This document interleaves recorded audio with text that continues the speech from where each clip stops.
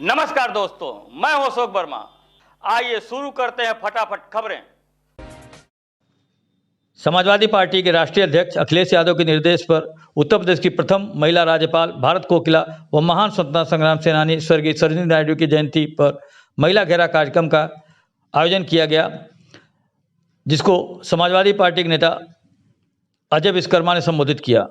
उन्होंने कहा कि जहां एक तरफ सरकारी योजनाओं से देश की आधी आबादी को दूर रखा जा रहा है, वहीं 108 एम्बुलेंस, वहीं महिला हेल्पलाइन व 1090 वुमेन पावर लाइन के माध्यम से महिला सुरक्षा और रक्षा करने का काम किया गया था। वहीं बेसहारा औरतें जीवन यापन के लिए समाजवादी पेंशन योजना, हमारी बहनों के विवाह के लिए अनुदान, छात्राओं के पढ़ने के लिए कन्या विद्याधन, बेरोजगारी भत्ता, पढ़े बेटियों बड़े बेटियों, हमारी बेटी उसका कल लैपटॉप के माध्यम से शिक्षा और रोजगार के क्षेत्र में आत्मनिर्भर बनाने का काम समाजवादी पार्टी की सरकार ने किया था। कार्यक्रम की अध्यक्षता गजराज यादव सभा किया और विधानसभा अध्यक्ष ने कहा कि भाजपा सरकार में महिला ज़्यादा सुरक्षित नहीं है। सरकार के जन विरोधी, किसान विरोधी नीतियों से जनता अब निजात पाना चाहती है। इस सरकार में महंगाई, भ्रष्टाचार, बलात्कार, हत्या, पुलिस कस्टडी में हत्याओं का ग्राफ दिन ब दिन बढ़ता जा रहा है। कार्यक्रम का संचालन विधानसभा महासचिव रियाजुद्दीन ने किया। आइए सुनाते हैं कि सपा नेताओं ने क्या कुछ कहा। उत्तर प्रदेश की प्रथम राज्यपाल स्वर्गीय सरोजिनी नायडू का आज जन्मदिन है, जिसको महिला दिवस के रूप में समाजवादी पार्टी मना रही है माननीय राष्ट्रीय अध्यक्ष अखिलेश यादव के निर्देश पर। उसी परिप्रेक्ष्य में पूरे प्रदेश में, प्रदेश के सभी विधानसभाओं में महिला घेरा कार्यक्रम आयोजित किया गया। तो ये पूरे उत्तर प्रदेश में सारे विधानसभाओं में चल रही है जी। तो इसका क्या प्रयोजन है? इसका प्रयोजन यही है कि हम महिलाओं को जागरूक करें, उनके हक अधिकार के लिए उन्हें बताएं, जिससे वह अपने अधिकार से वंचित न हो। जो ये सरकार योगी की उत्तर प्रदेश में चल रही है, उनके हक अधिकार पर डाका डाल रही है, उनको उनके अधिकारों से वंचित किया जा रहा है। जो भी योजनाएं समाजवादी पार्टी की सरकार में माननीय अखिलेश यादव द्वारा की जा रही, संचालित की जा रही थी, उन योजनाओं को वह बंद करने का काम किया है। इन्हीं सारी बातों को लेकर महिलाओं को जागृत करने के लिए, इनके बीच में जागरण पैदा करने के लिए, उनको जानकारी देने के लिए राष्ट्रीय अध्यक्ष के निर्देश पर लगातार कार्यक्रम चल रहा है। पुलिस लाइन सभागार में पुलिस अधीक्षक द्वारा जनपद के समस्त थानों के पैरोकारों, कोर्ट हेड, मोहरिर तथा थाने के मेस मैनेजर के साथ मीटिंग का आयोजन कर उन्हें बहुत सी जानकारियां दी गई। पुलिस अधीक्षक ने बताया कि कोर्ट मोहरिर को कोर्ट में कैसे पैरवी की जाए तथा अभियुक्तों को कैसे सजा दिलाए जाए, इसके बारे में बताया गया तथा उन्हें आवश्यक निर्देश दिया गया।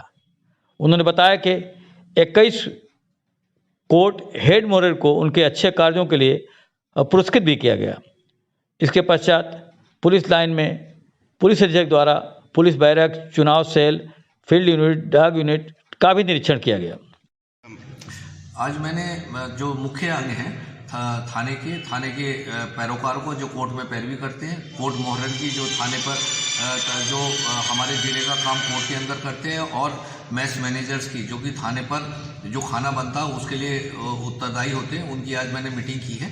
और कोर्ट में कैसे बेहतर पैरवी की जाए, कैसे सज़ा लोगों को दिलाई जाए, जो अभियुक्त है उन्हें कैसे सजाए, उसके बारे में डिस्कस किया है। और 21 पैरोकारों को जिन्होंने विगत दिनों में क्रिमिनल्स को सज़ा दिलाई है, उन्हें मैंने आज पुरस्कृत किया है। और मैस मैनेजर्स से भी इस बारे में डिस्कशन किया गया कि उनके यहाँ 3 बर्तनों की कमी है और मैस कैसे सुचारू रूप से चलाया जा सकता, ताकि थाने की कार्य व्यवस्था जो है वो ठीक हो सके। पुलिस अधीक्षक के निर्देश पर अपराधियों के खिलाफ जिले भर में लगातार अभियान चलाए जा रहे हैं, जिससे अपराधियों में हड़कंप मचा हुआ है। इसी क्रम में आज कई थानों में पुलिस द्वारा कार्यवाही की गई, जिसमें कोतवाली पुलिस ने चोरी के 9 कूलर के साथ 2 व्यक्तियों को गिरफ्तार कर लिया। वहीं दूसरी घटना निजामाबाद की है, जहां पुलिस ने कार्रवाई करते हुए चोरी के माल के साथ 1 चोर गिरफ्तार कर लिया। वहीं तीसरी खबर गंभीरपुर से आ रही है, जहां पुलिस मुठभेड़ में लूट के माल के साथ 3 लूटेरों को गिरफ्तार कर लिया है। वहीं चौथी खबर थाना जहानागंज से आ रही है, जहां पुलिस ने कार्रवाई करते हुए 2 अभियुक्तों को गिरफ्तार कर लिया है। उत्तर प्रदेश के मुख्यमंत्री योगी आदित्यनाथ आज वृंदावन पहुंचकर ठाकुर बांके बिहारी मंदिर में पूजा अर्चन कर उनसे आशीर्वाद मांगा। मंदिर में दर्शन पूजन के बाद वह स्वामी ज्ञानानंद के आश्रम के लिए रवाना हो गए। मुख्यमंत्री यहां संतों से मुलाकात किए। इसके बाद कुंभ पूर्ण वैष्णव बैठक में भाग लिए।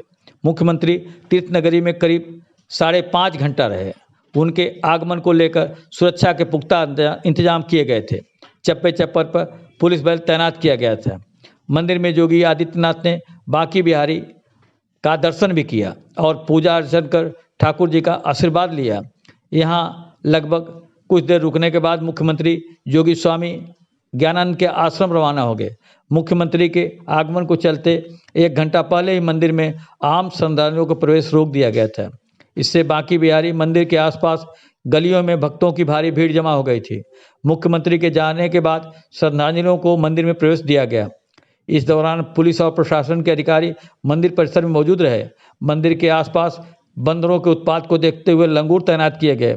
मुख्यमंत्री योगी आदित्यनाथ वृंदावन में करीब 5 घंटा रहे। इस दौरान वह कई विकास कार्यों का शिलान्यास व लोकार्पण भी किया।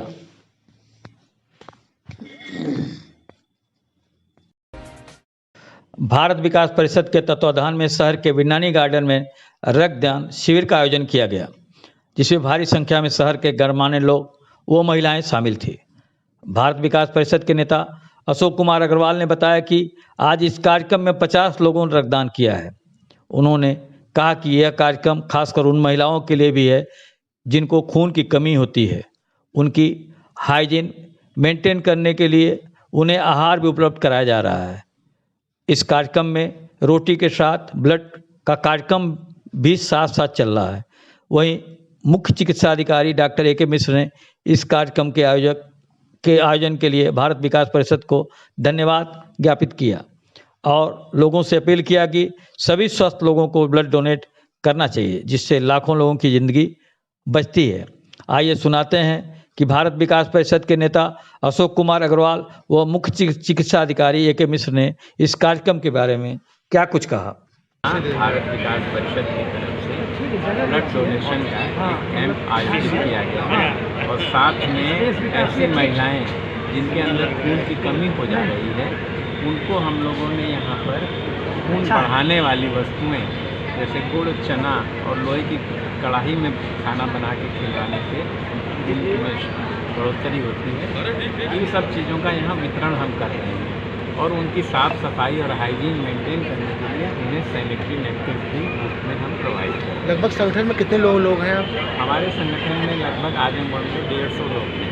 तो आज कितनी संख्या में आप ब्लड डोनेट कर रहे हैं? आज हम 50 के लगभग हमारे सदस्य का यहाँ ब्लड डोनेशन कर रहे हैं और ये ब्लड डोनेशन इसी भावना से किया जा रहा है कि हमारे जनपद में ऐसा अनेक अवसर आ जाता है जबकि रोगी के साथ उसके साथ कोई ब्लड देने वाला व्यक्ति सहायक नहीं होता है, तो ये हम लोगों का दिया हुआ ब्लड उन लोगों के काम आता है इमरजेंसी में। और मैं इस क्रम में एक छोटी सी बात और बताना चाहता हूँ कि इसी सत्र में कोरोना के पीरियड में राजस्थान से एक व्यक्ति यहाँ आजमगढ़ आए थे।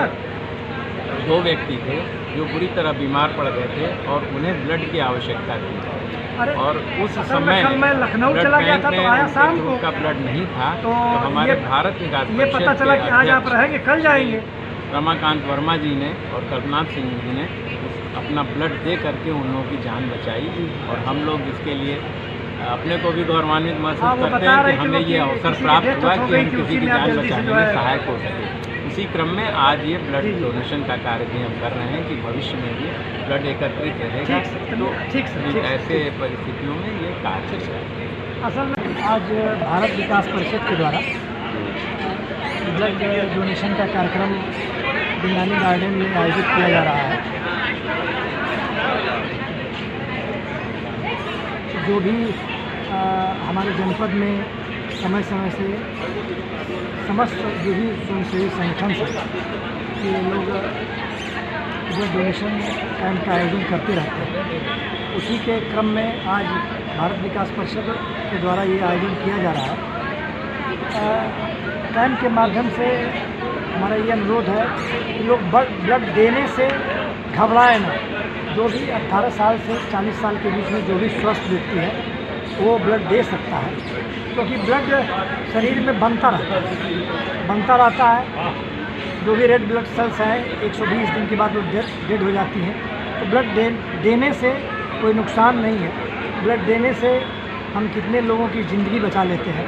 जैसे हमारे ब्लड बैंक में ब्लड जो भी सेपरेट करने की मशीन भी है, उसमें RBC, WBC, प्लाज्मा और प्लेटलेट सब सेपरेट भी होता है। तो 1 से 4 लोगों की ज़िंदगी बच जाती है। तो हमारा यही अनुरोध है कि और लोग भी ब्लड डोनेशन के लिए आगे आवें, ताकि कुछ बीमारियां ऐसी हैं जो कि हेरिडेटरी है, उसमें ब्लड की लगातार ज़रूरत पड़ती है। तो उसमें हम लोग ब्लड फ्री में देते हैं, उसमें हम लोग रिप्लेस नहीं कराते हैं, क्योंकि वो ब्लड लगातार दिया जाता है। तो ये जो ब्लड हमारे पास रहता है, या कभी किसी का एक्सीडेंट हो गया, किसी के घर में कोई नहीं है ब्लड देने वाला, कभी कोई इमरजेंसी आ गई, तो वो हम लोगों को ब्लड, यही जो ब्लड डोनेट किए जाते हैं लोग, उससे हम देते हैं, उनकी ज़िंदगियाँ बचती हैं। अच्छा, कुछ लोगों को ब्लड से, कुछ जो गरीब होते हैं उनको ब्लड समय से नहीं मिल पाता है, तमाम उनको चक्कर लगाने पड़ते हैं, तो कितनी समस्या होती है? नहीं, यही तो मैं कह रहा हूँ ना कि जैसे कभी कभी इमरजेंसी में उनके घर में कोई व्यक्ति नहीं होता है कि जो ब्लड डोनेट कर पाए उस समय, या वो स्थिति नहीं है, उसकी उम्र 50 साल 60 साल की है, तो जो हमारी स्वयंसेवी संस्थाएँ जो ब्लड दी रहती हैं, हमारे ब्लड बैंक में स्टोर रहता है, उससे हम उनको देते रहते हैं। लगभग कितने लोगों ने अभी तक ब्लड डोनेट करना है? अभी आज तो जहाँ तक मुझे जानकारी है करीब 25 लोगों ने रजिस्ट्रेशन करा लिया है, और हो सकता है कि ये लगभग 50 की संख्या तक बढ़ जाए। उत्तर प्रदेश के मुख्यमंत्री योगी आदित्यनाथ का ड्रीम प्रोजेक्ट पूर्वांचल एक्सप्रेसवे का आज भाजपा नेताओं द्वारा निरीक्षण किया गया, और साथ ही तमसा नदी के पुल से लगाए बिलरियागंज मार्ग तक कार्य प्रगति की समीक्षा भी की गई, जिसमें स्थानीय लोगों द्वारा कार्य के गति लेकर आशा की करण जागी है। यह एक्सप्रेसवे अप्रैल से चालू हो जाएगी, जिसका प्रधानमंत्री उद्घाटन कर सकते हैं। आजमगढ़ वासी आजमगढ़ से लखनऊ के लिए इस एक्सप्रेसवे को प्राप्त करेंगे, जो लगभग 3 घंटे के भीतर लखनऊ पहुंचा देगी, और वहां से आगरा एक्सप्रेसवे द्वारा वो दिल्ली भी पहुंच सकते हैं। भाजपा नेताओं ने बताया कि एक्सप्रेसवे के किनारे वाटर हार्वेस्टिंग की बेहतरीन सुविधा भी देखकर काफ़ी अच्छा लगा। इसके साथ ही जल संरक्षण भी किया जाएगा। निरीक्षण के दौरान भाजपा के जिला कोषाध्यक्ष महेंद्र गुप्ता, जिला महामंत्री विनोद उपाध्याय, जिला उपाध्यक्ष संजय यादव सहित भारी संख्या में इस कार्यक्रम में भाजपा नेता शामिल थे।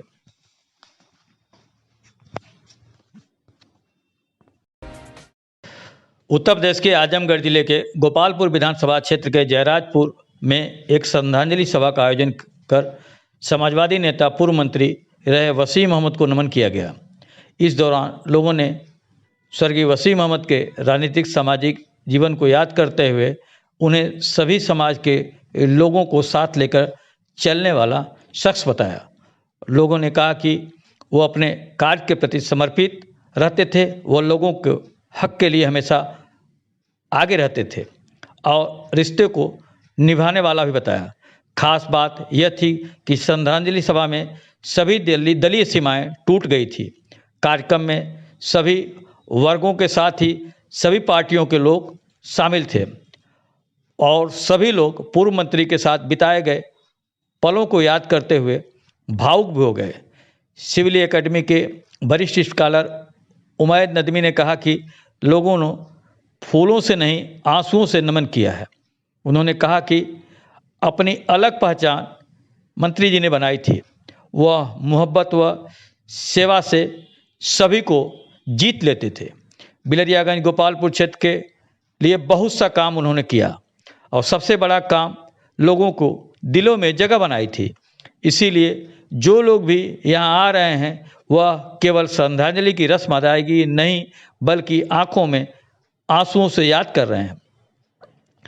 विधायक मंत्री होने के बाद भी ईमानदारी की मिसाल थे और पूरे आजमगढ़ का नाम इस खासियत के लिए लिया जाता रहा कि ऐसे भी नेता हैं जिन्होंने अपने घर को जैसा ही रहने दिया, दूसरों का घर भी बनवाया।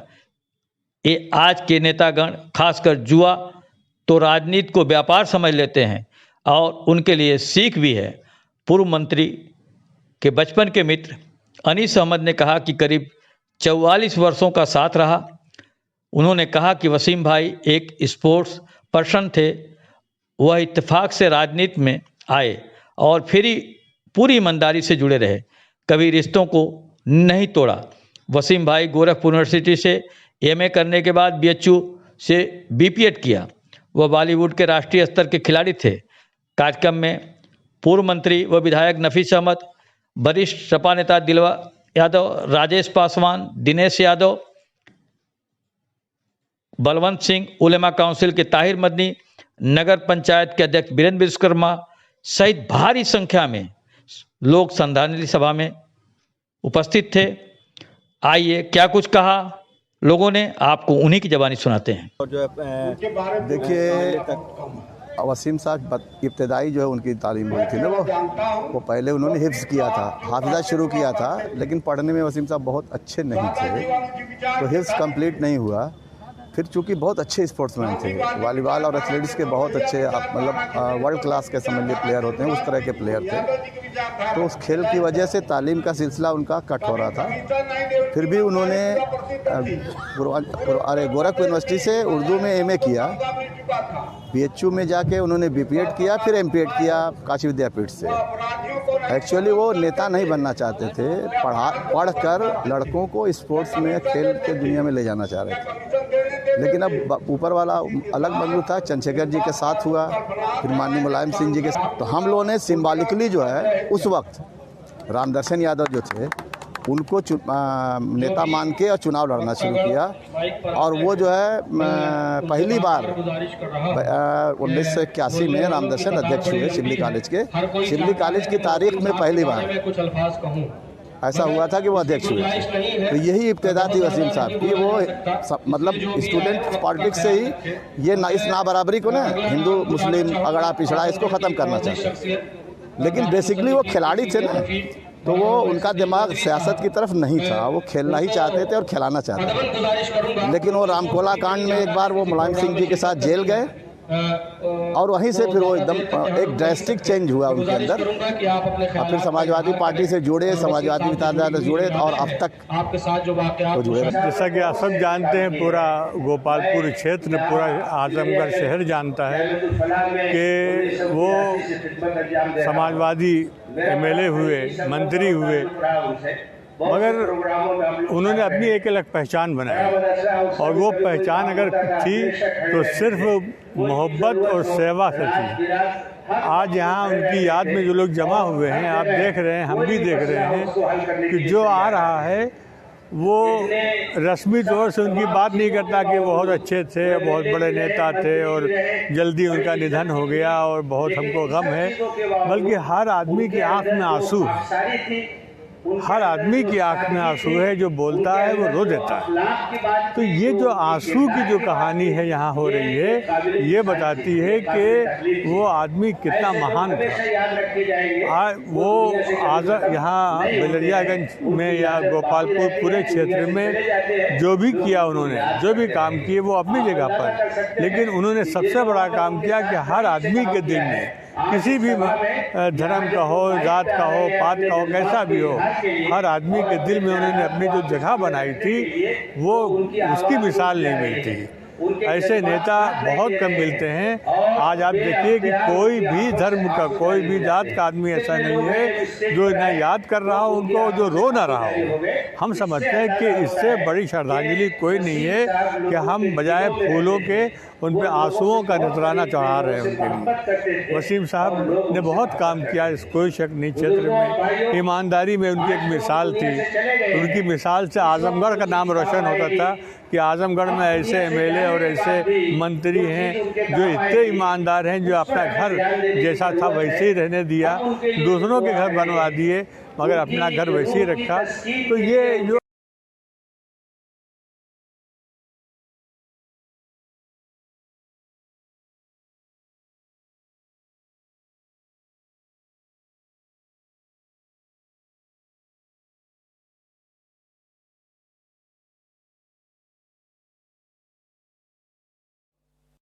भाजपा के जिला मंत्री विनोद उपाध्याय ने बताया कि 2021-22 के समावेशी बजट के लिए भाजपा की तरफ से आजमगढ़ लालगंज द्वारा एक संयुक्त संगोष्ठी का आयोजन आजमगढ़ के नेहरू हॉल में किया गया है, जिसके मुख्य अतिथि राज्यसभा सांसद नीरज शेखर होंगे।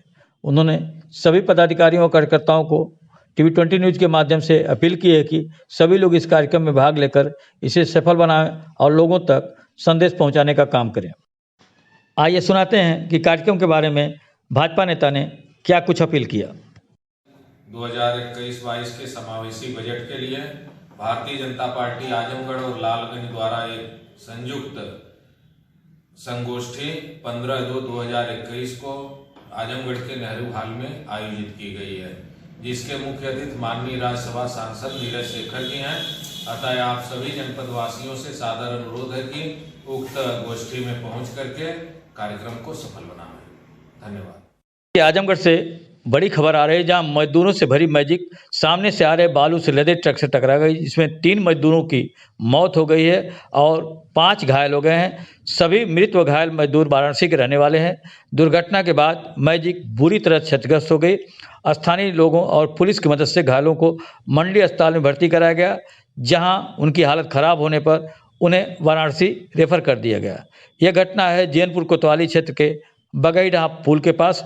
बताया जा रहा है कि भीषण दुर्घटना इतनी बड़ी थी कि मैजिक के परखच्चे उड़ गए। घटनास्थल पर घायलों की चीख पुकार मच गई। भीषण दुर्घटना के बाद स्थानीय लोगों ने मौके पहुंचकर बीच बचाव में जुट गए। स्थानीय लोगों की सूचना पर पुलिस ने 4 घायलों को मंडली अस्पताल पहुंचाया गया और उन्हें वाराणसी रेफर कर दिया गया। आपको बता दें कि सभी वाराणसी के रहने वाले हैं और गोरखपुर से मजदूरी करके अपने घर वाराणसी जा रहे थे। सुनाते हैं कि घटना के बारे में पुलिस अधीक्षक ने क्या कुछ कहा। देखिए, बीती रात में एक ट्रक और मैजिक के बीच में टक्कर हुई थी। रात कोहरा भी काफ़ी था और संभवतः इसी कारण दोनों में टक्कर हुई। लोडेड ट्रक था जो मॉर्निंग से भरा हुआ था और मैजिक में गोरखपुर से भट्टे के मजदूर जो कि बनारस जा रहे थे वो लोग थे। इसमें 3 लोगों की मृत्यु हुई है। एक ट्रक ड्राइवर की मृत्यु हुई और 2 मैजिक में जो सवार थे उनकी मृत्यु हुई है। बाकी लोग सभी को बनारस वाराणसी भेजा गया है और वहाँ ट्रामा सेंटर में भर्ती कराए गए हैं। सभी का समुचित इलाज चल रहा है।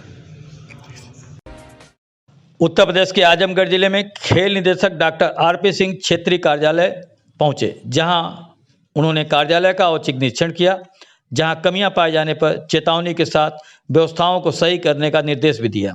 इसके बाद निदेशक खेल उत्तर प्रदेश डॉक्टर RP सिंह ने सुखदेव पहलवान स्पोर्ट्स स्टेडियम का भी निरीक्षण किया तथा जिम्नास्टिक हॉल सहित पिछले गेट पर गंदगी कंबार अव्यवस्थित रखरखाव के साथ ओलंपिक संघ के सचिव अजेंद्र राय के पहल पर स्टेडियम विस्तार में जिला पंचायत से मिली भूमि को अब तक निष्प्रयोजन है का भू रिकॉर्ड के अनुसार माप कराकर आवश्यकता अनुसार जिला प्रशासन का सहयोग लेते हुए भूमि को पूर्णतया कब्जे में लेने तथा खेल व्यवस्थाओं के तहत तदनुसार बहुमंजिला इंडोर हॉल का निर्माण कराया जा सके को भी अमल में लाने का निर्देश दिया। साथ ही समस्त कर्मियों को यथाशीघ्र दुरुस्त करने हेतु क्षेत्रीय क्रीड़ा अधिकारी आजमगढ़ को निर्देश भी दिया गया। इस पर उप क्रीड़ा अधिकारी राजनारायण सिंह, हैंडबॉल सचिव KM श्रीवास्तव, हर्ष बर्नवाल, मोहम्मद शाहिद, मुन्नित रुक्टा आदि भारी संख्या में खेल प्रेमी मौजूद थे। तो मैं आजमगढ़ स्टेडियम का सुबह जो है निरीक्षण किया। निरीक्षण में कुछ कमियां पाई गई हैं, उसको दुरुस्त करने के लिए संबंधित को निर्देश दे दिए गए हैं। और आज जानकारी में एक और आया, अजेंद्र राय जो यहाँ के ओलंपिक एसोसिएशन के सेक्रेटरी हैं, उन्होंने बताया कि पीछे साइड में कुछ ज़मीनें खेल विभाग के नाम है, जिसमें अनऑथराइज लोग कुछ कब्जा कर रहे हैं। तो भी निर्देश दिया गया है कि उसकी साफ सफाई करके और अगर कहीं परेशानी होती है तो जिला प्रशासन से, जिला अधिकारी महोदय से, आयुक्त से मिल करके उसको अपने कब्जे में लें, जिससे कि आने वाले दिनों में एक इंडोर हॉल, और इंडोर हॉल का मतलब ये होता है कि उसमें सभी जो इंडोर स्पोर्ट्स हो, केवल बैडमिंटन नहीं, 2-4 कोर्ट का नहीं, बड़ा एक इंडोर हॉल बन जाए। कि यहाँ पे अगर वो बन जाएगा तो पूरे पूर्वांचल के लिए बहुत बड़ी बात होगी, केवल आजमगढ़ के लिए नहीं। जिसमें कि वक्त पे, क्योंकि इंडोर अब आजकल अंतर्राष्ट्रीय राष्ट्रीय स्तर पे वॉलीबॉल भी होता है, बास्केटबॉल है, जिम्नास्टिक है, आप देखेंगे तो रेसलिंग है, जूडो है, ताइक्वांडो है, वुशु है, टेबल टेनिस है, आपका बैडमिंटन ही है। तो बहुत से खेल जो हमारे होते हैं वो इंडोर है। अब वर्तमान का जो मॉडर्न स्पोर्ट्स है उसमें इंडोर हॉल में ही ये सब होते हैं। तो मैं उम्मीद करता हूं कि उसकी नाप जोख करके अगर एक बड़ा सा हॉल के लिए जमीन निकल जाता है तो उसको कोशिश की जाएगी और प्रस्ताव रखा जाएगा कि भविष्य में यहाँ पे इंडोर हॉल बन जाए। अच्छा, सरकार की मंशा है कि खेलकूद को बढ़ावा दिया जाए, साथ साथ इन्वेस्टमेंट भी है, आप इस चीज़ों में पहले से ही लगे रहे, आगे क्या लगता है कि आपको कि युवाओं को कितना मौका मिल रहा है? नहीं, बहुत मौका मिल रहा है। अभी एक आपने देखा होगा, पहले खेल विभाग केवल शहरों में ही सीमित था। अब धीरे धीरे एक हम लोगों ने डिस्ट्रिक्ट प्रोत्साहन समिति प्रमोशन कमेटी बनाई है। वो पहली बार तहसील स्तर तक बनी है, उसके बाद जिले लेवल पर होगी, फिर मंडल पे होगी, मंडल के साथ साथ माननीय मुख्यमंत्री जी की अध्यक्षता में प्रदेश स्तर की। तो उसमें आप देखेंगे तहसील स्तर से ही हम बच्चों को एक कंपटीशन और उनको खेल की सुविधाएं, खेल के प्रति जागरूक करना, तो ये शुरुआत जब तहसील से और ब्लॉक से जब हो जाएगी तो निश्चित तौर पे जो हमारे बच्चे हैं उभरती हुई प्रतिभाएं हैं उनके एक अच्छा स्टेज मिलेगा, उनको शुरू से ही खेल के प्रति तकनीकी ज्ञान दिया जाएगा। उसके बाद जिले स्तर पे उनका कंपटीशन बढ़ जाएगा। उसके लिए भी पहली बार प्रदेश सरकार बजट की व्यवस्था कर रही है कि तहसील में, जिले में, मंडल पे हम लोग ज़्यादा से ज़्यादा कंपटीशन करा सकें, कोचिंग करा सकें, जिससे युवाओं को लाभ मिल सके। अच्छा सर, आपने भारतीय टीम का नेतृत्व किया हॉकी में, आजमगढ़ में भी हॉकी को एक तरीके से जीवन किया गया है, नेशनल स्तर तक यहाँ पे रखी जाती है प्रतियोगिता, उसके लिए सरकार की तरफ से कुछ? देखिए, यहाँ पे ऑल इंडिया टूर्नामेंट होता है। मैं 2 साल पीछे गया था तरवा पे, आज भी मैं गया था वहाँ पे। जो डिग्री कॉलेज है वहाँ पे हॉकी की बहुत अच्छी प्रतियोगिता होती है और आजमगढ़ में हॉकी के प्रति लोगों का बड़ा रुझान है। और मैं कह सकता हूँ कि अब चूँकि हर जगह तो हॉस्टल और कॉलेज नहीं खुलते हैं, लेकिन रुझान है तो उन बच्चों को ऐसी ट्रेनिंग दी जाए कि वो बच्चे आने वाले दिनों में हमारे स्पोर्ट्स कॉलेज और स्पोर्ट्स हॉस्टल हैं उसमें बच्चे जाएं, और जब उसमें जाएंगे तो और जहाँ पे रहना, खाना पीना, पढ़ाई सब कुछ फ्री होता है, कोचिंग से लेके सभी सुविधाएं हैं। तो वो अगर बच्चे जाएंगे तो जब वो ट्रेनिंग लेंगे अच्छे तरीके से तो आजमगढ़ का भी नाम करेंगे, प्रदेश का भी करेंगे, देश का भी करेंगे। तो मैं उम्मीद करता हूँ कि यहाँ की प्रतिभाएं ऊपर स्तर पे आएंगी। एक खुशी की बात है, आपको भारतीय सेलेक्टर बनाया गया, क्या है और उसमें कितना योगदान रखें? देखिए, हॉकी इंडिया द्वारा मुझे चयनकर्ता के रूप में नामित किया गया है।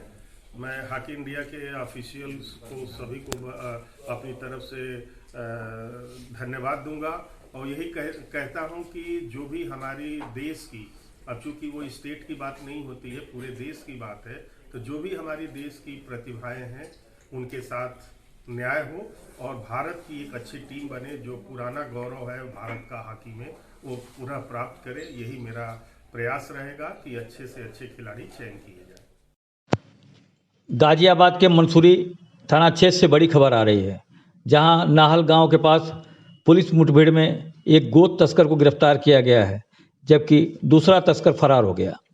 एसएसपी गाजियाबाद कलानिधि नथानी ने बताया कि क्षेत्र में गोवंश के अवशेष मिलने पर एसपी ग्रामीण इरज राजा व एसपी सिटी प्रथम निपुण अग्रवाल के नेतृत्व में पुलिस टीमें गो तस्करों की तलाश में लगी हुई थी।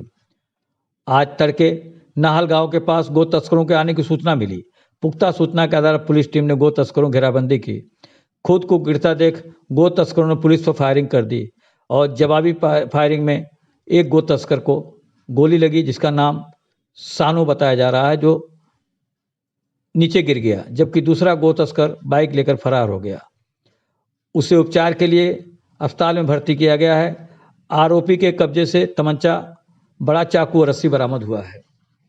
आइए सुनाते हैं कि पुलिस ने क्या कुछ कहा। अभी फायरिंग की और इसमें एक बदमाश जो है शानू पुत्र साबू, इसके दाहिने पैर पर गोली लगी है जिससे घायल हुआ है और इसके जो दूसरे साथी था वो फरार हो गया है मौके से। बाकी इसके सभी साथियों की तलाश की जा रही है। इनसे जो अभी तक जो पूछताछ की गई है उसमें ये पता चला है कि अभी जो 12 तारीख को गौवंश के अवशेष मिले थे उसमें उन सब में ये शामिल थे जो कि थाना मसूरी क्षेत्र में ही मिले थे और औद्योगिक क्षेत्र में, और कवि नगर क्षेत्र में भी, गोविंदपुरम क्षेत्र में भी कई जगह 12 तारीख को अवशेष मिले थे 3 जगह पर। तो उन सभी घटनाओं में यही लोग शामिल थे। इसने कबूल किया है। बाकी इससे और पूछताछ इससे की जाएगी बाद में, और अन्य जो अभियुक्तगण हैं उनकी तलाश के लिए टीमें निकाल दी गई हैं और बहुत ही जल्दी सबकी गिरफ्तारी की जाएगी। कोच बजरंग दल के नगर संयोजक आकाश उद्देनिया के नेतृत्व में कार्यकर्ताओं ने चंदकुआं चौराहे से नाराबाजी करते हुए उप जिलाधिकारी पहुंचे, जहां मुहिम राष्ट्रपति के नाम से 6 सूत्री ज्ञापन उप जिलाधिकारी अशोक कुमार वर्मा को सौंपा। उन्होंने कहा कि दिल्ली में बजरंग दल के कार्यकर्ता रिंकू शर्मा की हत्यारों द्वारा हत्या किए जाने पर आक्रोश व्यक्त किया। उन्होंने कहा कि बजरंग दल के कार्यकर्ता रिंकू शर्मा के हत्यारों को फांसी दी जाए तथा अन्य हमलावरों पर रास्ता लगाई जाए। रिंकू शर्मा के परिवार के एक व्यक्ति को सरकारी नौकरी के साथ ही परिजनों को 1 करोड़ रुपया की आर्थिक सहायता की मांग की। उन्होंने कहा कि दिल्ली में हिंदुओं पर हो रहे हमले के लिए दिल्ली पुलिस का घेराव किया जाएगा। बजरंग दल के कार्यकर्ताओं ने कहा कि रिंकू शर्मा के हत्यारों को फांसी दी जाए, नहीं तो बजरंग दल कार्यकर्ता राष्ट्रव्यापी आंदोलन करने के लिए बाध्य होंगे। दिल्ली के मंगलौरी में बजरंग दल के कार्यकर्ता रिंकू शर्मा की घर में घुसकर जघन्य हत्या कर दी थी, उसको लेकर आज पूरे भारत में बजरंग दल द्वारा प्रदर्शन व ज्ञापन दिया जा रहा है। हम लोगों की मांग यह है कि जल्द से जल्द रिंकू के हत्यारों को फांसी की सजा दे, नहीं तो बजरंग दल पूरे राष्ट्र में बाध्य होगा। आज इसके लिए आपने उपजिलाधिकारी को ज्ञापन दिया है, क्या मांग की गई है उसमें? मांग ये की गई है कि जल्द से जल्द इन हत्यारों को फांसी की सजा हो। ये कब कर दी गई थी निर्मम हत्या? निर्मम हत्या कर दी गई थी इनकी 3 दिन पहले। तो उसको लेकर हम बजरंग दल वाले बहुत आक्रोश में हैं। उसको लेकर काफ़ी जगह ज्ञापन दिए जा रहे हैं, प्रत्येक प्रखंड व नगर स्तर पर। उसको लेकर हम लोग बहुत आक्रोश में हैं। Thank you. उत्तर प्रदेश के आजमगढ़ जिले में परिवर्तन सेवा संस्थान गांधीगिरी टीम व पूर्वांचल शिक्षण संस्थान द्वारा वैलेंटाइन डे पर आजमगढ़ के करतारपुर बाईपास पर साहित्यिक सेवा सम्मान व कवि सम्मेलन का आयोजन किया गया, जिसमें देश और प्रदेश की नामी कवियों कवियत्री शामिल थी। यह कार्यक्रम पुलवामा शहीदों के नाम व देश को स्वतंत्रता दिलाने वाले उन शहीदों के नाम समर्पित था। गांधीगिरी टीम के संयोजक विवेक पांडे ने बताया कि इस कार्यक्रम में साहित्यकारों और लेखकों को सम्मानित किया गया है। उन्होंने कहा कि हमारी सभ्यता और संस्कृति अलग है, जिससे युवाओं को जोड़ना व एक अच्छा संदेश देने के लिए हम वैलेंटाइन डे को शहीद दिवस के रूप में मना रहे हैं। आइए सुनाते हैं कि गांधीगिरी टीम के संयोजक विवेक पांडे ने क्या कुछ कहा।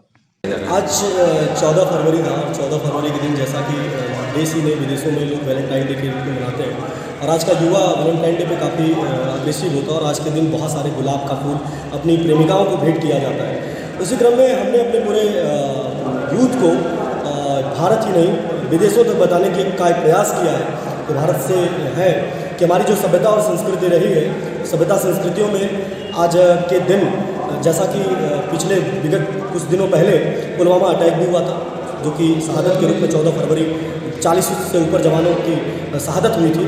उसी में सरदार भगत सिंह, सुखदेव, चंद्रशेखर आज़ाद को फांसी की सज़ा आज ही के दिन सुनाई गई थी।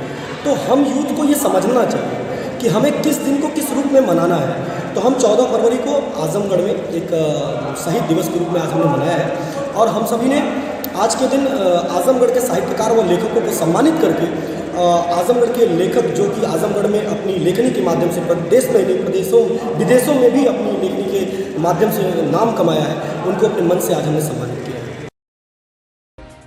आजमगढ़ जिले के अतरौलिया क्षेत्र में cadet training squad of India के state director Akhilendra Yadav, unit incharge Nitish Kumar Giri, Vikas Vishwakarma और सभी कैडर के द्वारा स्वर्गीय केएन सिंह उच्चतर माध्यमिक विद्यालय मंगितपुर से नंदना बाजार तक कैंडल मार्च निकालकर पुलवामा हमले में शहीद सैनिकों को श्रद्धांजलि दी गई। कैंडल मार्च में सभी कैडेटों ने हाथ में कैंडल तथा ग्लोबल लिखे दफ्तियां लेकर नंदना बाजार तक पैदल मार्च किया। तत्पश्चात वहीं पर सभी लोगों ने शहीदों के सम्मान में मौन रखकर उन्हें सच्ची श्रद्धांजलि दी। आइए सुनाते हैं कि cadet training squad of India के स्टेट डायरेक्टर अखिलेंद्र यादव ने क्या कुछ कहा। लोग पुलवामा में शहीद हुए सैनिकों के लिए यहाँ पे श्रद्धांजलि देने के लिए उपस्थित हुए हैं, और यहाँ पे सभी लोग इकट्ठा होकर उन वीर सैनिकों के लिए जो है श्रद्धांजलि अर्पित करेंगे। और साथ साथ हम लोग कैंडल मार्च भी निकालेंगे। और ये कैंडल मार्च स्वर्गीय के.एन. सिंह उच्चतर माध्यमिक विद्यालय से नंदना बाज़ार तक हम लोग करेंगे।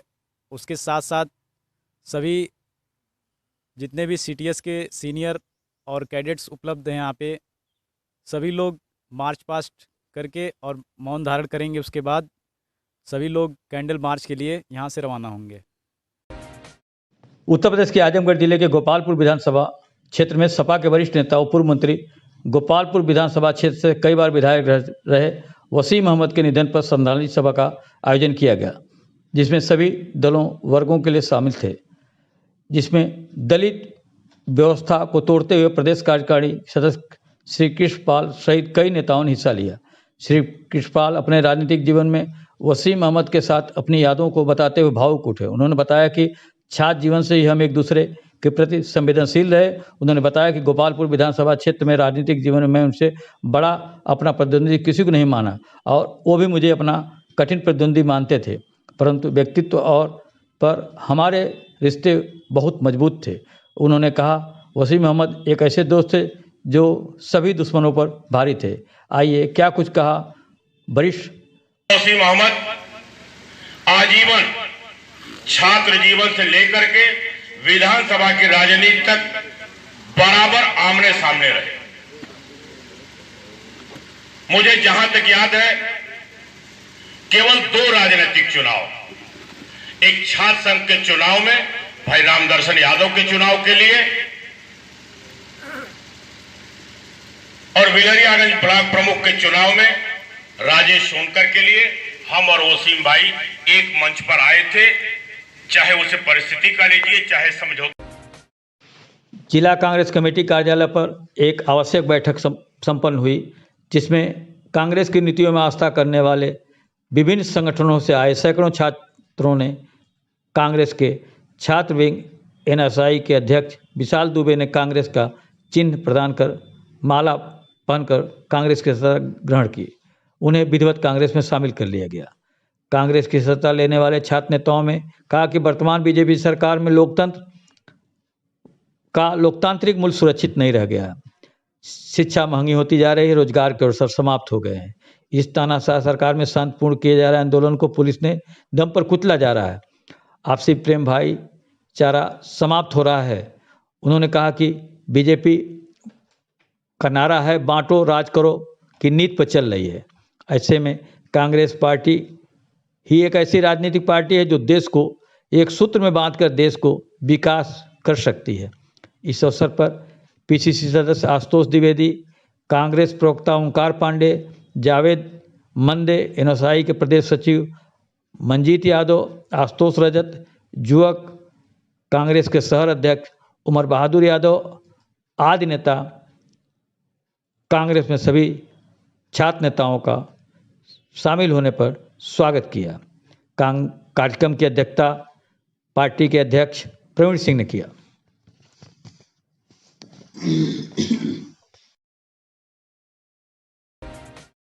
उत्तर प्रदेश के आजमगढ़ जिले के बूढ़नपुर में आइडियल हाई स्कूल जयराजपुर में आज सपा के पूर्व मंत्री रहे वसीम अहमद की श्रद्धांजलि सभा का आयोजन किया गया, जिसमें सभी दलों वर्गों के लोग शामिल थे। वसीम अहमद टीम द्वारा श्रद्धांजलि सभा के अवसर पर रक्तदान शिविर का भी आयोजन किया गया, जिसमें वसीम अहमद टीम द्वारा के नेतृत्व में RD global public school Wajidpur के प्रबंधक डॉक्टर राजीव सिंह ने रक्तदान किया। उन्होंने बताया कि शिविर में 25 लोगों ने रक्तदान कर श्रद्धांजलि सभा का सफल बनाया है, जिसकी अध्यक्षता सपा जिलाध्यक्ष हवलदार यादव ने किया। उन्होंने श्रद्धांजलि सभा को संबोधित करते हुए कहा कि वसीम अहमद समाजवादी पार्टी के ईमानदार एवं कर्मठ सिपाही रहे। पार्टी उन्हीं चिन्हों पर चलकर आजमगढ़ जिले में अपनी एक अलग पहचान बनाई है। कार्यक्रम के आयोजक अनीस अहमद ने बताया कि प्रतिवर्ष श्रद्धांजलि सभा के अवसर पर रक्तदान शिविर का आयोजन किया जाएगा। साथ ही आए हुए आगंतुकों का आभार व्यक्त किया। आइए सुनाते हैं कार्यक्रम के आयोजक अनीस अहमद ने क्या कुछ कहा। मोहम्मद अनीस वसीम अहमद साहब का सबसे प्रिय मित्र, उनका PRO भी था जब वो राज्य मंत्री थे। 44 साल से मेरा उनका साथ रहा है। छात्र जीवन से हम लोग एक दूसरे के दोस्त थे और उनके आकस्मिक निधन के बाद जो है यहाँ के लोगों की इच्छा थी कि एक समाजवादी पार्टी ने तो सभा कर ली है, लेकिन यहाँ के लोगों की इच्छा थी कि एक बड़े पैमाने पे थोड़ा उनकी श्रद्धांजलि सभा किया जाए। और उनके कामों को लोगों को बताया भी जाए और जो एक ब्लड डोनेशन भी उनके नाम पे आयोजित किया जाए। क्या ब्लड डोनेशन कार्यक्रम हमेशा चलता रहे? ये जब उनकी श्रद्धांजलि सभा हम लोग करेंगे तब ये ब्लड डोनेशन कैंप।